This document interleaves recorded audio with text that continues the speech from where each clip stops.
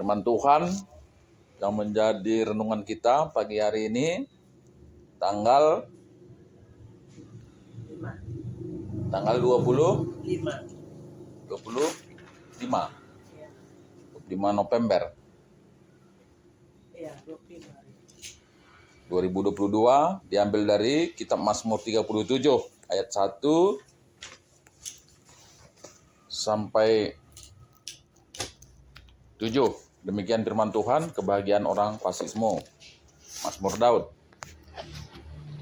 Janganlah marah karena orang yang berbuat jahat. Jangan iri hati kepada orang yang berbuat curang. Sebab mereka segera lisut seperti rumput dan layu seperti tumbuh-tumbuhan hijau. Percayalah kepada Tuhan dan lakukanlah yang baik. Diamlah di negeri dan berlakulah setia. Dan bergembiralah karena Tuhan, maka Ia akan memberikan kepadamu apa yang diinginkan hatimu. Serahkanlah hidupmu kepada Tuhan dan percayalah kepadanya, dan Ia akan bertindak. Ia akan memunculkan kebenaranmu seperti terang dan hakmu seperti siang.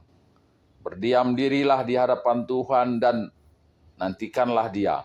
Jangan marah karena orang yang berhasil dalam hidupnya, karena orang yang melakukan tipu daya. Demikian firman Tuhan. Kitab Mazmur adalah kitab yang ditulis yang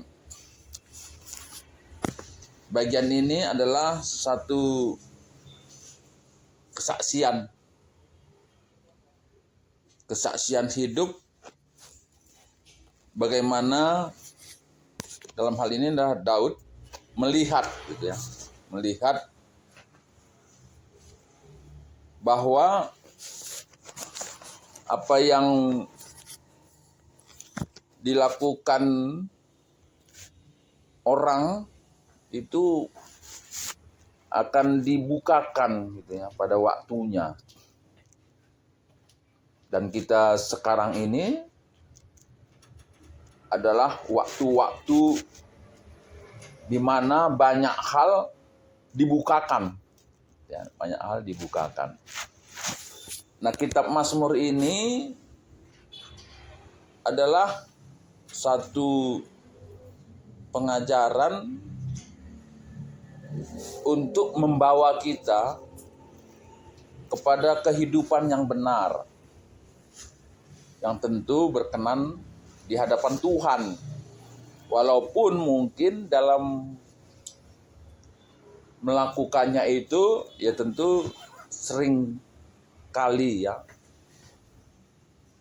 tidak sesuai dengan logika, dengan pandangan dunia. Tapi itulah firman yang memberi pengajaran, membawa kepada kehidupan yang benar di hadapan Tuhan. Nah, pada bagian ini kita dibawa untuk melihat banyaknya orang-orang yang menurut pengamatan kita maupun dengan firman Tuhan ini yang jahat yang jahat. Dan seringkali kita itu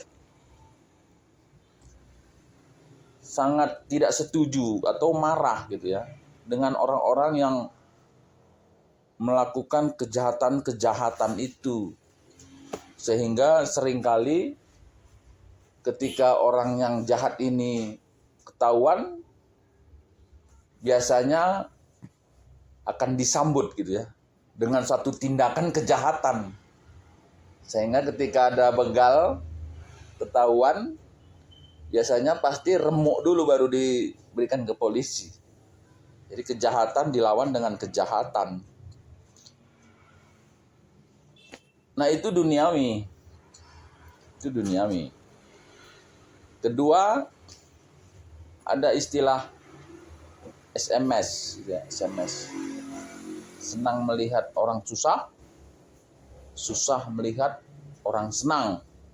Apalagi kalau orang itu tampaknya itu senang gitu ya, kaya, makmur, tapi dengan tindak kejahatan. Nah, itu juga sering terjadi. Jadi orang itu kaya, padahal kekayaannya itu kita tahu itu salah satu bagian dari hasil kejahatan. Ya, hasil kejahatan. Dan kita seringkali melakukan tindakan yang jahat. Ya, kalau di Jawa sana seringkali itu ya, orang yang memelihara tuyul biasanya masa itu akan datang. Ini orang jahat, orang itu kaya oleh karena memelihara tuyul atau babi ngepet. Nah, sehingga apa yang terjadi? Orang yang salah, kita pun ikut berdosa. Nah, jadi mari kita lihat di dalam Mazmur ini bagaimana sikap kita dalam meresponi hal itu semua. Jadi ada satu yang mesti kita yakini gitu ya. Dalam menghadapi situasi apapun, ketika kita angkat tangan, maka Tuhan akan turun tangan. Ya. Ketika kita angkat tangan, Tuhan akan turun tangan. Nah, kita lihat, jangan marah karena orang yang berbuat jahat. Jangan iri hatimu kepada orang yang berbuat curang. Nah, jadi orang Kristen tidak boleh marah. Dan kalau kita lihat khotbah di bukit,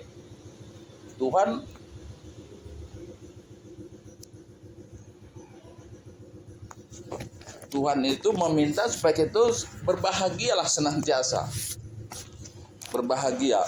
Dan memang konsep kekristenan itu senantiasa berbahagia. Senantiasa berbahagia.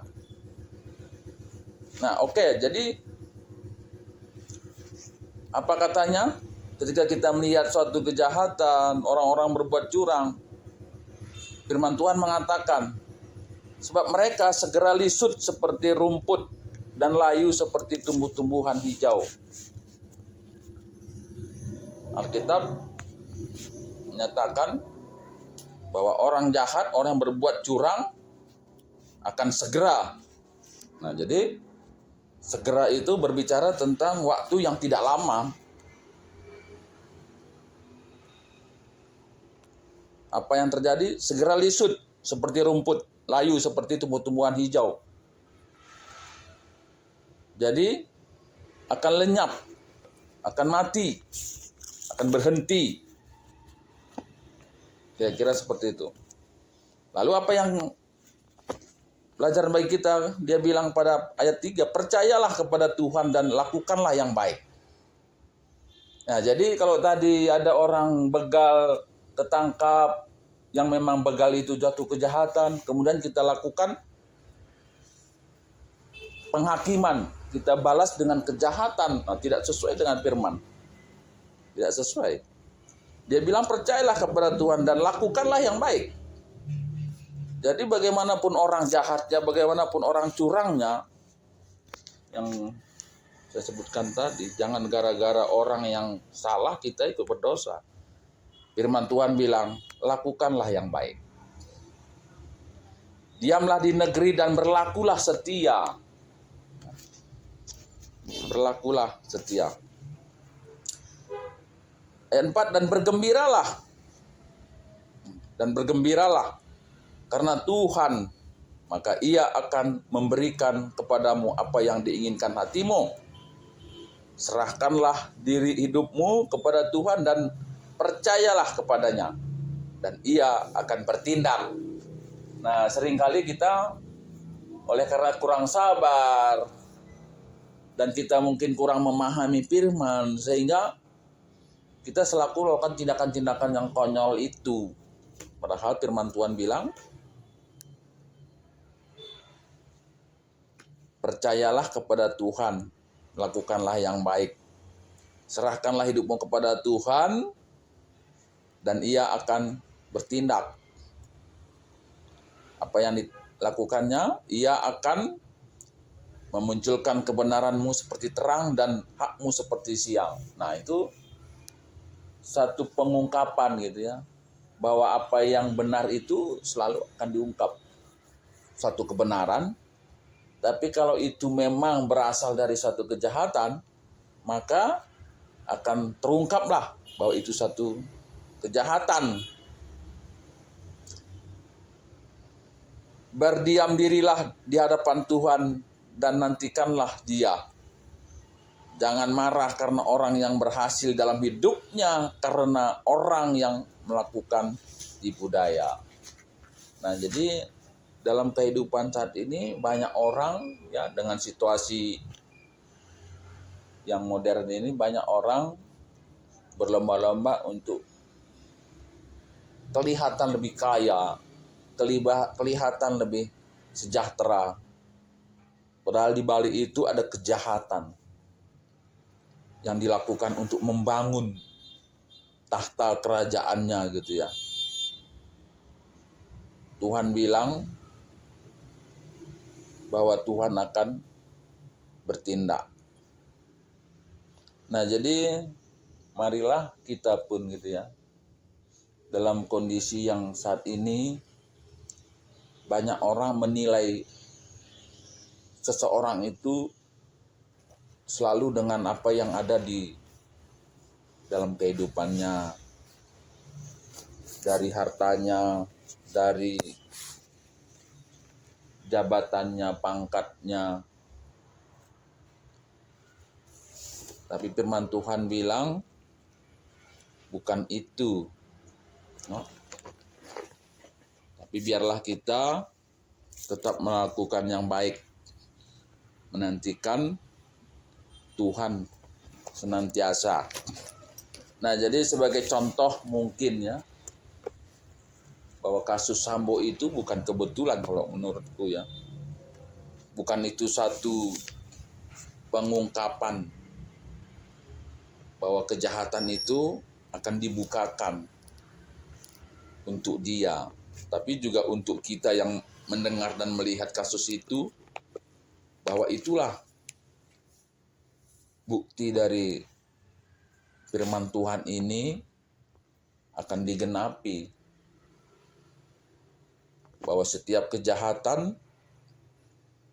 Tuhan akan ungkapkan seperti dalam perikop ini. Artinya bagi kita siapapun yang mendengar firman Tuhan ini dan melihat kasus saat ini, bahwa apa yang disampaikan dalam firman ini ya benar adanya.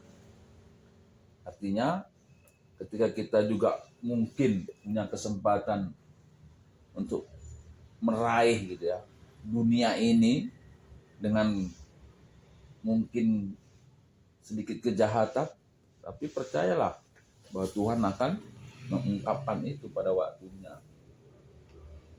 Jadi sekali lagi, bagaimana sikap kita meresponi kejahatan yang ada, tetaplah kita bersuka cita oleh karena Tuhan, karena apapun yang dilakukan orang yang mungkin begitu rapi, begitu tersembunyi, tapi semua itu akan terlihat di hadapan Tuhan. Dan Tuhan berjanji dalam perikop ini akan membukakan gitu ya, dengan terang, ya, membukakan dengan terang seperti siang. Nah, itu artinya apa? Siapapun akan melihat, ya, siapapun akan melihat kejahatan itu. Jadi marilah sesuai dengan perikop ini, dia bilang kebahagiaan orang fasik itu semu. Dan ini yang seringkali dikejar oleh orang dunia. Bahwa dia pikir dengan banyaknya fasilitas dan harta benda itu akan memberi kebahagiaan. Tapi firman Tuhan bilang itu yang sesuatu yang semu. Sesuatu yang semu. Jadi marilah semoga firman ini kembali menyadarkan kita dalam kehidupan sehari-hari, tetaplah kita berbuat baik dan bersuka cita ya di dalam Tuhan. Bahwa siapapun melakukan yang jahat, ya Tuhan akan bertindak. Dia bilang, orang yang jahat, orang yang berbuat curang, itu seperti ya rumput yang layu.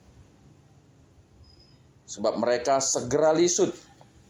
Firman Tuhan bilang, segera. Artinya tidak akan lama. Akan lisut, gugur, layu. Amin.